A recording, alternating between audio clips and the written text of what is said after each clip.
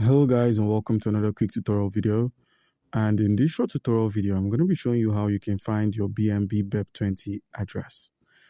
It's easy to get this address on Trust Wallets, and all you have to do to be able to get your BNB BEP20 address, which is also your Binance Smart Chain address, all you need to do is simply use the toggle at the top right corner of the screen.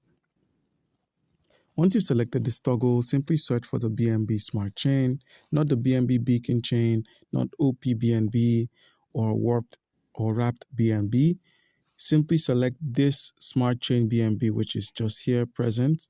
And once you've selected this BNB, you're going to be taken to its menu where you can simply click on the receive option and simply copy your address. Now, this address that's highlighted here as a QR code or in the copy section is basically your BEP20 address, and you can copy this and use this for any BEP20 transactions that involve you receiving. So guys, leave a comment down below if you have a question and you'll be given an answer. Thank you.